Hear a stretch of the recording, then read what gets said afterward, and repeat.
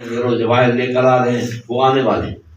آپ نے حدود کی رپورٹ پہ جب یہ سنا تو ارشاد فرمایا جنات حاضر ہو گئے، فرمایا جنات تمہیں حکم دیتے ہیں کہ تم میری بات میرے تخت کے ارد گرد 25 فرش تک یا 25 میل تک اینٹوں کا فرش لگاؤ، ایک اینٹ سونے کی ہو ایک چاندی کی۔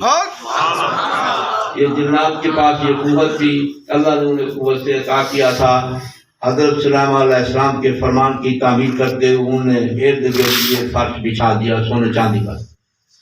جب وہ لوگ گئے ان کے پاس بھی سونے چاندی سے تحائف تھے، جب انہوں نے دیکھا کہ یہ تو شہنشاہ اتنا امیر ہے کبیر ہے کہ ہر طرف اس کی دربار میں سونے چاندی کا فرش لگا ہوا ہے، ہمارے 2-4 اینٹیں اس کے سامنے کیا انہوں نے ان اینٹوں کو چھپا دیا۔ پھر وہ آپ کی خدمت میں حاضر ہوئے تو تحائف جو بھی تھے اس نے پیش تو کیے، انہوں نے آپ نے فرمایا تم مجھے تحائف دے کر خرید نہیں سکتے، مجھے خوش نہیں کر سکتے، میں تو زر و جواہر کا طلبگار بھی نہیں ہوں، مجھے اللہ نے اتنا زر و جواہر سے نوازا، اتنا دنیا دولت آ گئی کہ میری دربار کا تو فرشی کے میلوں تک لگا ہوا ہے، وہ بھی اینٹوں کا سونے چاندی کی بچھی ہوئی ہیں، مجھے تمہاری زر و جواہر دولت کی ضرورت نہیں، میں تو چاہتا ہوں کہ تم مسلمان بن جاؤ اور اللہ کو اپنا معبود مان لو۔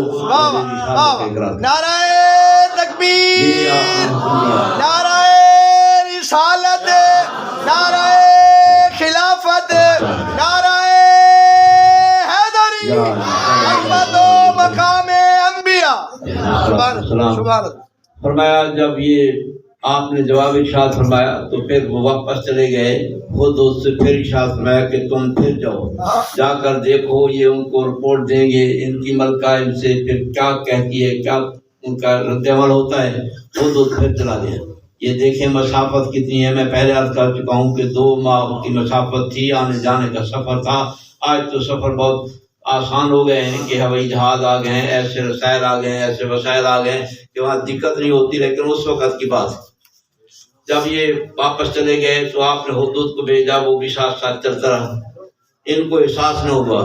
پھر اس نے اپنی کابینہ کا اجلاس بلایا، رپورٹ ان سے سنی، تو پھر اس نے کہا کہ جب اس نے ہمارے تحائف واپس کر دیے ہیں، ہمارے چیزوں کو اس نے قبول نہیں کیا، تو یہی لگتا ہے کہ یہ اللہ کے سچے رسول اور پیغمبر بات ہے۔ اسلام قبول کر لو، ان کی خدمت میں حاضری دیتے ہیں، ان سے ملاقات ہوتی ہے، پھر ان سے جو فرمان ہوگا ہم سن کے عمل پیرا ہوں گے۔ چنانچہ وہ اپنی لو لشکر کو لے کر چل پڑی۔ تو حدود بھی ساتھ تھا، دیکھتا رہا، وہ اس کا نظارہ کرتا رہا۔ جب یہ آپ کی خدمت میں پہنچا تو آپ نے فرمایا کہاں پہنچے ہوئے ہیں؟ اس نے کہا کہ تقریباً 3-4 میل کا فاصلہ ہے، ایک فرش تک کے منظر پہ وہ آئے گئے ہیں، آنے والے ہیں۔ آپ نے جب یہ سنا کہ 3-4 میل کی مسافت پہ بیٹھے ہیں تو پھر آپ نے اپنے صحابہ کرام کو دیکھا، وہ آپ کی خدمت میں تھے، تو آپ نے اعلان فرما دیا ایکم یاتینی بعرشہا قبل ان یاتونی مسلمین۔ اور کا فرمایا کون ہے تم میں سے جو اس کے مسلمان بن کر آنے سے پہلے اس کا عرش اور تخت یہاں لے آئے؟ عرش عربی کا لفظ ہے، اس کا معنی ہے تخت۔ فرمایا اس کے آنے سے پہلے کون ہے جو اس کا تخت یہاں لے آئے؟ آپ نے یہ مطلقاً اعلان فرمایا، کسی بندے کو مقرر نہیں فرمایا کہ تو لے آ یا تو لے آ یا تو لے آ، اس لیے آپ نے تقرر کے بجائے مطلقاً اعلان فرمایا، عام چھٹی دے دی کہ کون ہے تم میں سے جو اس کی آمد سے پہلے اس کا تخت میری بارگاہ میں لے۔ آپ دیکھیں پیغمبر وقت ہیں، وہ شرک کو مٹانے کے لیے آئے، نبی کا کام ہی ہے شرک کو مٹائے، کفر کو مٹائے۔ اگر کسی اور سے یہ مدد مانگ رہے ہیں، فرما رہے ہیں کہ تم میں سے کوئی ہے تو اس کی آمد سے پہلے تخت لے، 2 ماہ کی مسافت ہے، آنے جانے میں اتنا وقت لگتا ہے، اور تخت جو ہے وہ تقریباً بند ہے، مقفل ہے، تالے لگے ہوئے ہیں، اور چابیاں وہ اپنے پاس رکھتی ہے، پہرے دار جاگ رہے ہیں، پہرے پہ کھڑے ہوئے ہیں، ان کی ہوشیاری کا کوئی اندازہ نہیں ہو سکتا۔ پھر بھی آپ نے مطلقاً اعلان فرما دیا۔ اس سے پتہ چلتا ہے کہ سلیمان علیہ السلام کو یہ اپنے صحابہ پر اعتماد تھا کہ اللہ نے ان کو یہ قوت دی ہے، یہ جو چاہیں کر سکتے ہیں، اللہ پاک نے یہ قوت دی ہے۔ آپ نے ان سے ہی فرمایا ہے، اللہ کے حضور راضی نہیں کیا کہ مالک اس کے آنے سے پہلے اس کا تخت میری خدمت میں پیش کر۔ ملائکہ سے کہہ دے بولے ہیں اپنی قدرت سے تو اٹھا کر یہیں پہنچا دے. اللہ سے بات نہیں کی, اس سے گزارش بھی نہیں کی, بلکہ اپنے بندوں سے اپنے صحابہ سے فرمایا کہ تم میں سے کوئی ہے جو اس کی آمد سے پہلے تخت دے. سبحان اللہ. اب پیغمبر وقت اپنے صحابہ کا امتحان لے رہے ہیں, آزمائش کر رہے ہیں کہ انہوں نے میرے سے فیض پایا ہے, میری تعلیمات انہوں نے حاصل کی ہیں, مجھ سے کمالات کو انہوں نے حاصل کیا ہے, مدارج طے کیے ہیں, اب یہ اس مرتبے درجے پہ پہنچ چکے ہیں, امتحان کروں ان میں کیا قوت ہے, کیا کمال ہے, روحانی قوت ہے, اس کے پاس کتنا ہے. آپ نے جب اعلان فرمایا تو پھر قرآن کہتا ہے کہ قال عفریت من الجن, عفریت نامی جن کھڑا ہو گیا, اس نے کہا حضور آنا آتی کا, میں لے آتا ہوں, میں لے آتا ہوں. کتنا مسافت ہے, کتنا بھاری بھرکم ہے, میں لے آتا ہوں حضور.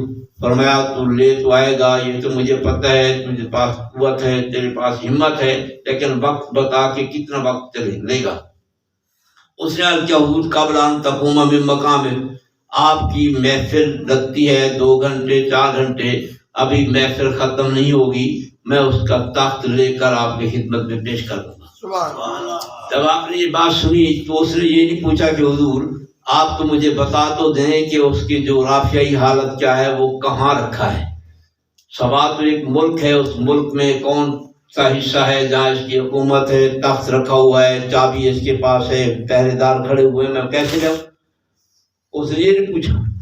جب اس نے نہیں پوچھا تو اس کا مطلب ہے کہ آپ کو بھی پتہ ہے کہ کہاں رکھا ہے, اس کو بھی علم ہے, اس کو بھی علم ہے. یہ کیا ہے کہ بھی آپ نے اس کی شاہی سے بے خبری تھی کہ نہیں پہنچ سکے, اس کا پتہ نہیں چل سکا کہ یہ بادشاہ ہے, یہ ملکہ ہے, یہ سورج پرستش کرتی ہے. پھر اس وقت پتہ نہیں چلا. یہ اللہ کا اپنا قانون ہے, اس کی حکمت ہے, اپنی حکمت کے تحت کام کرتا ہے, اور انبیاء بھی اس کی حکمت کے تابع ہوتے ہیں. بے شک یہی نبی کی شان ہے کہ وہ اللہ کے حکم کی پابندی کریں, رب کے حکم کے تابع ہوں, یہی نبوت کی شان ہے. بے شک یہ حکمت تھی, اس رات کو اللہ پاک نے ظاہر کرنا تھا, یہ موقع یہی تھا, اس لیے اللہ پاک نے انہیں اس طرح متوجہ نہیں فرمایا. پتہ انہیں تھا کہ یہ تخت فلاں مقام پہ رکھا ہے, اس لیے تو نہ کرنے والے نے عرض کیا کہ حضور کہاں رکھا ہے, نہ اس نے پوچھا. جب اس کو پتہ ہے تو نبی کو طریقے والا پتہ ہونا چاہیے. بے شک آپ نے فرمایا تو بہت دیر لگا رہا ہے, میں تو اس کی آمد سے پہلے کہہ رہا ہوں کہ ابھی مجھے چاہیے. قال الذی عندہ علم من الکتاب, یہ حدیث پاک نہیں پڑھ رہا کہ کوئی کہے کہ یہ حدیث ضعیف ہے, یہ حدیث مدلس ہے, یہ حدیث موضوع ہے, یہ حدیث فلاں طبقے کی ہے, لہذا یہ تو حدیث پاک میں تو اس طرح اس کی اصطلاحات میں تو ذرا لوگ کر سکتے ہیں, لیکن قرآن پاک تو لالائب کلام ہے, اس میں تو شک کی گنجائش نہیں ہے, اس میں عذب تو ہو ہی نہیں سکتا. اس لیے قرآن پاک کے بارے میں عرض کر رہا ہوں کہ قال الذی عندہ علم من الکتاب, اس بندے نے کھڑے ہو کر عرض کیا جس کے پاس کتاب کا علم تھا. وہ کتاب یہی حضرت داؤد علیہ السلام کی تھی, یا حضرت سلیمان علیہ السلام کے پاس وہی کتاب تھی جو اللہ نے ان کو عطا کی تھی. اسی کتاب کا علم اس نے حاصل کیا. جب اس کے فیض پانے والے پیغمبر کے صحابی کو یہ مقام حاصل ہے تو خود پیغمبر کا مقام کی طرف. سبحان اللہ. یہ خود سوچے حضور علیہ السلام کے غلام. اس نے کہا حضور میں لے آتا ہوں, آنا آتی کا, میں لے آتا ہوں. قرآن اٹھا کر دیکھے, اس کا ترجمہ پڑھیں, یہی لفظ ہوگا آنا آتی کا, میں لے آتا ہوں, آپ کی خدمت میں مجھے اجازت تو دیں.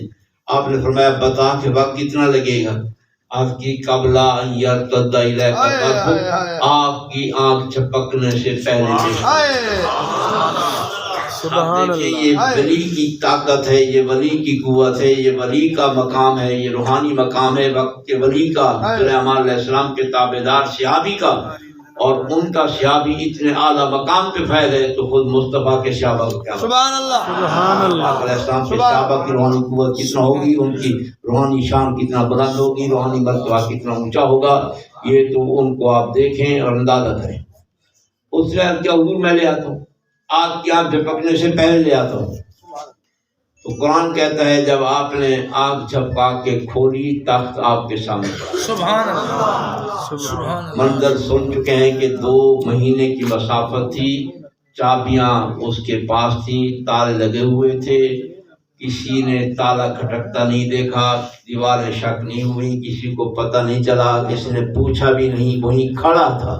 کھڑے کھڑے اس نے تخت منگوایا, آنا آتی کا, میں لے آتا ہوں, خود لے آیا. اور اب دیکھیں کہ تخت 2 ماہ کی مسافت پہ منظر پہ پڑا ہے، کہتا ہے یہ کہتا ہے میں لے آتا ہوں، تو یہ یہاں بھی تھا وہاں بھی تھا، یہ یہاں بھی تھا وہاں بھی تھا۔ لوگ کہتے ہیں حاضر ناظر، تم کہتے ہو کہ حضور یہاں تھے تو وہاں نہیں تھے، وہاں تھے تو یہاں نہیں تھے، یہ حاضر ناظر کا مسئلہ جو پوچھتے ہیں، میں تو یہی عرض کرتا ہوں کہ قرآن پاک میں اس ولی کے مقام کو دیکھو، یہ ولی اس مقام پر بھی تھا، سلیمان علیہ السلام کے سامنے بھی تھا۔ جب یہ وہاں بھی تھا یہاں بھی تھا، تو مصطفیٰ کا شان بھی ایسی ہے کہ وہاں بھی ہے یہاں بھی ہے، سبحان اللہ، مقام بھی یہی ہے۔ حضور جہاں جہاں آپ دیکھیں گے وہاں وہاں حضور علیہ السلام ہوں گے، کہ آپ صلی اللہ علیہ وسلم کی نبوت جب ساری کائنات پہ ہے، آپ کے وجود پاک صلی اللہ علیہ وسلم، آپ کی حضوری بھی ہر مقام پر موجود ہے۔ جب پیغمبر کا ایک صحابی یہ مقام رکھتا ہے کہ وہاں بھی ہو یہاں بھی ہو، یہ اس کو اللہ پاک نے روحانی طاقت عطا کی ہے۔ اور یہ دیکھیں کہ جہاں تک بندہ ناظر ہو وہاں تک حاضر ہوتا ہے، جہاں تک دیکھ رہا ہے سمجھے کہ میں موقع پر موجود ہوں، آپ کے سامنے کھلا میدان ہو، کھلے میدان کو آپ دیکھ رہے ہیں، فلاںگوں تک دیکھ رہے ہیں، میلوں تک دیکھ رہے ہیں، آپ خود ہی دیکھیں کہ آپ بیٹھے ہیں، اب باہر نکلے ہم، آسمان تک میری نظر بھی جاتی ہے، آپ کی نظر بھی جاتی ہے، آپ بھی آسمان کو دیکھتے ہیں، میں بھی دیکھ رہا ہوں، ہم اوپر دیکھ رہے ہوں تو کوئی پوچھے بھی کیا دیکھ رہے ہو، میں آسمان کو دیکھ رہے ہیں، ستاروں کو دیکھ رہے ہیں۔ ہم آسمان کو دیکھ سکتے ہیں، ستاروں کو دیکھ سکتے ہیں، چاند کو دیکھ سکتے ہیں، سورج کو دیکھ سکتے ہیں، اس کا نظارہ کر سکتے ہیں۔ ہماری نظر اتنا وسیع ہے کہ ہماری نظر اوپر اٹھے تو آسمان کا ایک ستارہ ہمیں دکھائی دیتا ہے۔ مصطفیٰ کی نظر کر کے کوئی ہم سے پوچھے کہ سورج کہاں کھڑا ہے، آپ کہیں گے کہ سورج یہ کھڑا ہے، بھئی کہاں کھڑا ہے، سورج یہ کھڑا ہے، وہ کہے کہاں ہے، کہے اندھے تو نہیں ہو، تم بھی تو دیکھ رہے ہو کہ سورج آپ کے اوپر کھڑا ہے، میں بھی کہوں گا کہ سورج آپ کے اوپر کھڑا ہے۔ تو یہی تو ہے، جہاں تک میری نظر جا رہی ہے وہاں تک میں حاضر ہوں۔ مصطفیٰ کریم علیہ السلام پہ لاکھوں سلام ہو، پوری کائنات کا ذرہ ذرہ نگاہ مصطفیٰ میں ہے۔ نعرہ تکبیر، نعرہ رسالت، نعرہ خلافت، نعرہ حیدری، عظمت و مقام مصطفیٰ۔ آپ دیکھیں آپ کے سامنے کوئی واقعہ پیش آئے، آپ پلی پہ مثال کے طور پہ کھڑے ہیں، پلی سے 20 فٹ کے فاصلے پہ جہاں تک آپ کی نظر پڑ رہی ہے، 15 فٹ کے فاصلے پہ کوئی واقعہ ہو جائے، کوئی آپ سے پوچھے کہ واقعہ 15 فٹ کے فاصلے پر ہوا ہے، 20 فٹ کے فاصلے پر ہوا ہے، آپ تھے وہاں، آپ کہہ سکتے ہیں کہ میں تھا، کہ میرے سامنے یہ واقعہ ہوا ہے۔ آپ 20 فٹ پر کھڑے ہیں، دور کھڑے ہیں، لیکن آپ دیکھ تو رہے ہیں نا، جہاں تک آپ ناظر ہیں وہاں تک آپ حاضر ہیں، جہاں تک آپ کی نظر جا رہی ہے وہاں تک آپ حاضر ہیں۔ جب آپ کی نظر آسمان تک جا رہی ہے تو آپ یہ نہیں کہہ سکتے کہ میں آسمان کو نہیں دیکھ رہا تھا، میں زمین پر تھا، آسمان تو اوپر ہے، اس کی ہزاروں میلوں کروڑوں میلوں کی مسافت ہے، مجھے کیا پتا۔ فرمایا نہیں، تیری نظر جہاں تک جا رہی ہے وہاں تک تو موجود ہے۔ مصطفیٰ کی نظر پہ لاکھوں سلام، پوری کائنات کا ذرہ ذرہ نگاہ مصطفیٰ میں آیا اور بے شک سبحان اللہ، بے شک بھی ہیں، حضور ناظر بھی ہیں صلی اللہ علیہ وسلم۔ آپ نے آنکھ کھولی تو تخت آپ کے سامنے رکھا تھا، آپ نے اللہ کے حضور سجدہ کیا اور کلمات تشکر ادا کیے کہ مالک تیرا لاکھ لاکھ شکر ہے، تو نے مجھے یہ عظمت عطا کی ہے کہ میرے صحابہ کو بھی یہ مقام نصیب رہا ہے۔ اس صحابی نے جب یہ اپنی کرامت دکھائی تو یہ شان ان کا ظاہر ہوا، تو علامہ اقبال رحمۃ اللہ تعالی بھی یہی کہتے ہیں، کوئی اندازہ کر سکتا ہے ان کے زور بازو کا، نگاہ مرد مومن سے بدل جاتی ہے۔ ان کے بازو کی طاقت تو بہت وسیع طاقت ہے، بلند بالا طاقت ہے، فقط ان کی نگاہ کی قوت یہ ہے کہ نگاہ سے اپنے کرم فرمائیں تو تقدیریں بدل کے رکھ دیتے ہیں۔ یہ تو ایک بندہ مومن کی شان ہے کہ ان کی نگاہ سے تقدیریں بدل جاتی ہیں۔ ان کے بازو میں کتنا قوت ہوگی، ان کے بازو میں کتنا کمال ہوگا، کتنا شرف ہوگا۔ اور حضور غوث سمدانی رحمت اللہ تعالی علیہ ارشاد فرماتے ہیں، نظر تو الی بلاد اللہ جمع کا خردلۃ علی حکم اتصالی۔ آپ کا قصیدہ جو ہے، اس کی ترجمانی اور اس کا ترجمہ، اس کی تشریحات ہر عالم دین نے لکھی ہے، اہل سنت میں لکھی ہیں، دوسرے فریق کے علماء میں لکھی ہیں، وہ سارے تسلیم کرتے ہیں کہ محبوب سبحانی غوثیت کے مقام پہ فائز ہیں اور غوثیت اللہ نے آپ کو عطا کی ہے، اور آپ کا یہ مقام ہمیشہ رہے گا۔ جتنے اولیاء کاملین آئیں گے وہ آپ کو غوث بھی مانتے ہیں، آپ کو ولی بھی مانتے ہیں، اللہ کا مقبول بندہ مانتے ہیں، اور یہ غوثیت کا مقام امام مہدی علیہ السلام کی آمد تک हुजूर गौस समदानी को हासिल है सुभान और रहेगा। ये सब मानते हैं। मौलाना अशरफ अली थानवी साहब भी मानते हैं, गंगोई साहब भी मानते हैं, मौलाना कासिम ननौतवी साहब भी मानते हैं। सारे हजरात मानते हैं कि अब्दुल कादिर जिलानी गौसियत के मकाम पे फायद हैं और उन्होंने उनके कसीदा गौसिया का भी तर्जमा किया है। और आप फरमाते हैं नज़रतु इला बिला जिल्ला जमा का खालदलतिन अला हुक्म इत्तिसाली, फरमाते हैं मैं अल्लाह के तमाम शहरों को देखता हूँ। बलद का लफ्ज़ नहीं है, बिलाद जिल्ला का लफ्ज़ है, जमा है बिलाद, बलद की जमा बिलाद है। फरमाया अल्लाह के तमाम शहरों को देखता हूँ ऐसे जैसे मेरे हाथ की हथेली पे जौहर का दान रखा हो। आप सल्लल्लाहु अलैहि वसल्लम के गुलाम ने ये इरशाद फरमाया, ये हुजूर अलैहि सलाम की उम्मत के वली हैं और हुजूर के उम्मत के गौस हैं और हुजूर के रास्ते दिगार हैं। आप 6ठी सदी में ईस्वी या हिजरी में पैदा हुए, आप 6ठी सदी हिजरी में जब तशरीफ लाए तो उनका मकाम इतना बुलंद है कि वो सारी कायनात को अपनी निगाह में ऐसे देख रहे हैं जिस तरह आप हथेली पर दाने को देखते हैं। हथेली पे दाने की हैसियत क्या है? तो गोया कि दाना महदूद है, आपकी हथेली जो है वो उसको मुहात है, वो ज़्यादा वसी है। जिस वली की निगाह का ये आलम है तो मुस्तफ़ा की नज़र पाक करके आलम। यही सोचें हुजूर अलैहिस्सलाम यहाँ भी हैं वहाँ भी हैं, कायनात को कोई ज़र्रा नहीं है जो हुजूर अलैहिस्सलाम की नज़र से ओझल हो, कायनात को ऐसा मकाम नहीं है जो मुस्तफ़ा करीम अलैहिस्सलाम की निगाह से ओझल हो। तो इसलिए हाजिर नाज़िर का मसला तो कुरान पाक ने खुद हल कर दिया, एक वली को ये क़ुव्वत हासिल है। सुलेमान अलैहिस्सलाम ने इरशाद फरमाया ठीक है अब ये अर्श उसका आ गया है, वो भी आने वाली है, तुम ऐसा करो कि इस तख्त की हैसियत को तब्दील कर, इसको उखेड़ के इसके पाए आगे पीछे कर दो। तो आपके हुक्म की तामील में उन लोगों ने तख्त को अदल बदल कर दिया। जब थोड़ी देर के बाद वो आई तो आपने पूछा बता क्या तेरा तख्त भी ऐसा है? तेरा तख्त भी ऐसा है? उसकी अक्ल का इम्तिहान था। उस बीवी ने जब तख्त को देखा तो कहने लगी कि मैं तो यही समझती हूँ कि मेरा तख्त पड़ा है, ये तख्त मेरा पड़ा है। उसकी अकल की दाद देनी चाहिए। तो आपने जब उससे आजमाया तो आजमाइश में पूरी उतरी। फिर आपने फरमाया ज़्यादा देर न कर, बातें करने की ज़रूरत नहीं है, बता तू क्या चाहती है? उसने कहा हुजूर मैं तो इसलिए आई हूँ कि मैं आपका कलमा पढ़ूँ और दीन इस्लाम को कबूल करूँ। वो मुसलमान हो गई। ये तो नबूवत की शान है, ये उनका मकाम है। और हुजूर अलैहिस्सलाम ने बुखारी शरीफ में भी हदीस पाक मौजूद है, मुस्लिम शरीफ में भी हदीस पाक मौजूद है। सरकार दो आलम अलैहिस्सलाम ने इरशाद फरमाया, अल्लाह फरमाता है मैं जब किसी बंदे को मुकर्रब बनाता हूँ, उसको अपने कुर्ब की नेमत से नवाजता हूँ, जब अगर मुकर्रब बन जाता है तो फिर मैं उसकी ज़ुबान बन जाता हूँ। ज़ुबान उसकी होती है, कलाम वो मुझसे करता है। मैं उसकी आंखें बन जाता हूँ, मुझसे देखता है। मैं उसके हाथ बन जाता हूँ, मुझसे पकड़ता है। मैं उसके पंख बन जाता हूँ, मुझसे चलता है। तो गोया कि बंदे को जब अल्लाह अपना कुर्ब खास नसीब फरमाए तो गोया बंदा भी उसकी कमालात सिफातिया का बदर बन जाता है। उसका देखना रब का देखना है, उसका बोलना रब का बोलना है। गोया कि बंदा बोल रहा होता है, उसके बाद तकदीर इलाही बन कर निकलती है। इसलिए तो अल्लाह पाक ने एक वली के मुतालिक इरशाद फरमाया, जिसको हम अपना वली बनाते हैं, जिसको अपना कुर्ब अता करते हैं, जिनको अपनी बारगाह के मुकर्रब बना देते हैं, उसका मकाम ये है कि उसकी आँख मैं बन जाता हूँ, उसके हाथ मैं बन जाता हूँ, उसका जुबान मैं बन जाता हूँ। अब एक बंदे को ये कमाल हासिल है तो खुद नबी का मकाम तो इससे बुलंद होना चाहिए। तो यही सोचें कि अल्लाह पाक ने अम्बिया अलैहिस्सलाम को कितने बुलंद मकाम पर फैज़ फरमाया और नबी पाक अलैहिस्सलाम तमाम अम्बिया और रसूल के सरदार हैं। अल्लाह ने हमें अपने महबूब का उम्मती बनाया है। हमारी दुआ है कि ये निस्बत हमारी सलामत रहे, आप सल्लल्लाहु अलैहि वसल्लम से हमारी गुलामी का ताल्लुक बरकरार रहे। और आप हजरात ने जो कोशिश फरमाई है, तशरीफ़ लाए हैं, अल्लाह ताला आपकी आमद को भी कबूल फरमाए, तशरीफ़ आरी को कबूल फरमाए। जो आपने हिस्सा मिलाया है अल्लाह ताला आपकी हिस्से को भी अपनी बारगाह में कबूल फरमाए।